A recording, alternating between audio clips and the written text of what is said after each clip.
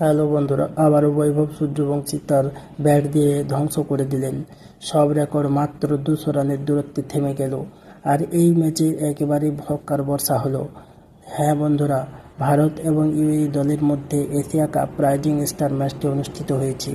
এই ম্যাচে ভারত টস জিতে ব্যাটিং করার সিদ্ধান্ত নেয় এবং বন্ধুরা এই সিদ্ধান্তকে সঠিক প্রমাণ করেছেন বৈভব সূর্যবংশী। কারণ সূর্যবংশী এই ম্যাচে একেবারে বিস্ফোরক ইনিংস খেলেন। মাত্র 32 বলেই তিনি নিজের শতক পূর্ণ করেন। আর শতক পূর্ণ করার পর এখানে থেমে যাননি, তিনি পুরোপুরি রেল বনে পরিণত করে দিলেন ইউএই বোলারদের। তবে বন্ধুরা, তিনি 42 বলে 15 চারের সাহায্যে 144 রানের বিস্ফোরক ইনিংসটি খেলেন এবং আউট হন, যার ফলে তিনি 150 রানের 6 রানের দূরত্বে থেমে গেলেন।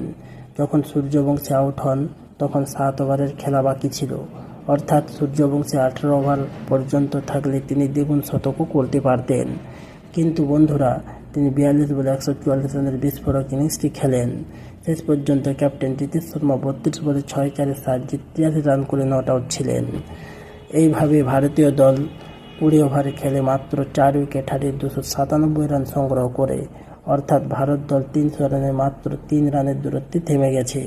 এবং বন্ধুরা, বৈভব সূর্যবংশী ও নীতিশ শর্মা অসাধারণ ব্যাটিং করেছেন।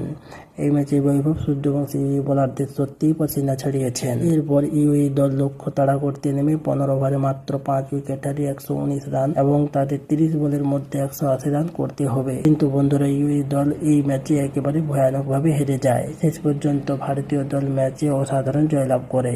আর বন্ধুরা, বৈভব সূর্যবংশী আবারও তার ব্যাট দিয়ে ধ্বংসের ঝড় তুলেছেন। তাই বন্ধুরা, আপনারা যদি বৈভব সূর্যবংশীকে ভালোবেসে থাকেন তাহলে অবশ্যই ভিডিওটিতে একটি লাইক, শেয়ার ও সাবস্ক্রাইব করে দেন।